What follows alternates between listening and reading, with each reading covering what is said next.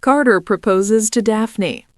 Elsewhere on the Forrester canvas, Carter Walton was doing what Carter Walton has always done when his feelings got even slightly out of control. He was proposing. Again. Los Angeles glittered beyond the floor-to-ceiling windows of Carter's loft, candles flickering everywhere, far too many for a relationship that was barely old enough to have a playlist. Daphne Rose stood frozen near the sofa, her purse still over her shoulder, clearly not prepared for whatever emotional freight train Carter had boarded moments earlier.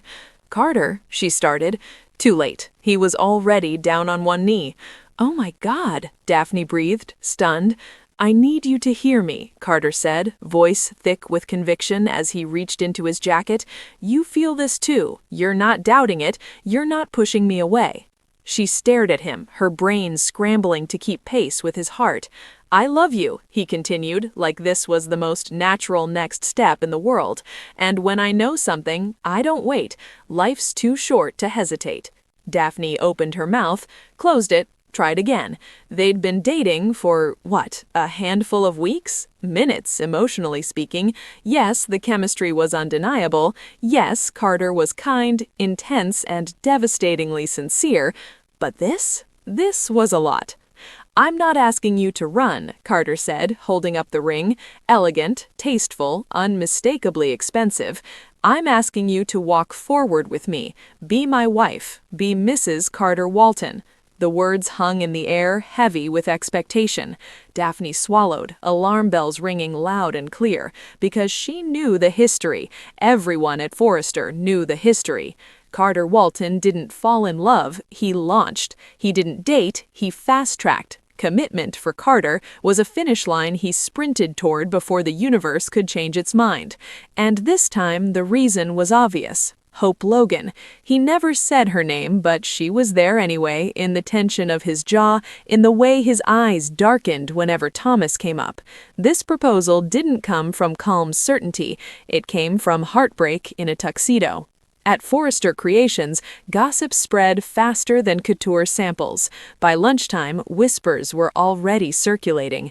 "He's serious about Daphne," one assistant murmured. "In Carter terms, that means someone should hide the engagement rings," another replied. "Didn't he propose to Hope, like, yesterday?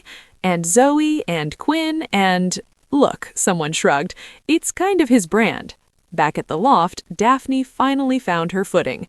"Carter, you're incredible, truly, but this is sudden." He smiled, hopeful. "That's what people say when something feels big." "No," she replied softly, "that's what people say when something feels rushed." The smile flickered. "You think this is about Hope," he said quietly. Daphne exhaled. "I think it would be impossible for it not to be." Carter rose slowly, the ring still clenched in his hand. "I've spent my life waiting, doing things the right way, and every time I hesitate, I lose. And every time you rush," Daphne said calmly, "you end up shattered." Silence filled the room. She stepped closer, gently folding his fingers around the ring box. "I care about you, but marriage isn't a bandage, and I won't be one." He met her eyes, and for the first time, doubt cracked through his certainty. "You don't love me," he said flatly. "I might, honestly, someday, but love needs space to breathe, and right now, you're suffocating it." The truth stung because it was undeniable. She offered a sad smile. "Slow down, Carter. If this is real, it'll still be real tomorrow." She left him alone in the candlelight, the romance suddenly feeling excessive instead of hopeful. Later, Carter sat on the edge of his bed, staring at the ring. His phone buzzed, the Forrester group chat exploding with speculation, emojis, and thinly veiled concern. He turned the phone off. For the first time in a long while, certainty gave way to something unfamiliar. Was he in love with Daphne, or was he just terrified of being alone again? On The Bold and the Beautiful, Carter Walton always leads with his heart, but sometimes the grandest gestures can't outrun the truth, and this time the truth may finally force him to slow down.